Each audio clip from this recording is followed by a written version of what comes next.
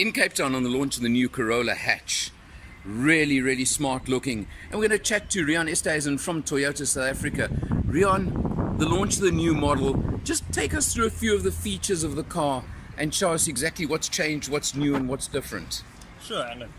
I think the first thing to note is that it's an all-new vehicle, and face on, it's a very aggressive looking design. It's really an expressive exterior design, full LED headlamps at the front, including the fog lamps, quite a big prominent grille in the front of the vehicle to really create a powerful stance.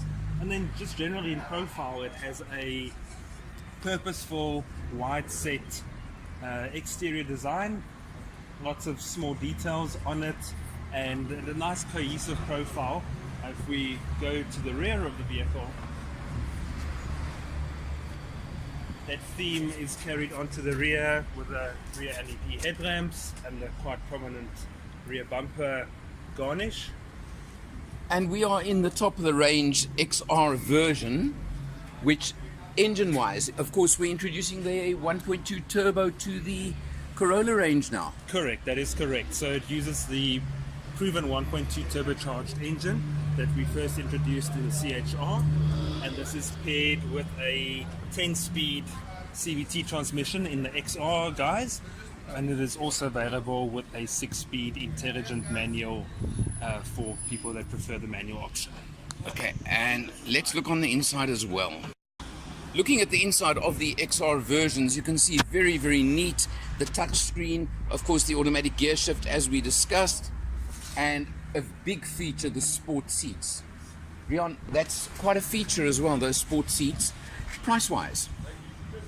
So the XR model is priced at $367 and odd. And really the differences here are, as you noted, the sport seats with a very nice brushed aluminium detailing.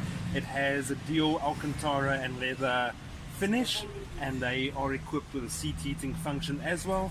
The rest of the design and the interior panel is applicable to all the models. Nice sporty steering wheel. And of course nice space in the rear as well for the car. The engine, the 1.2, 85 kilowatts, 165 newton meters.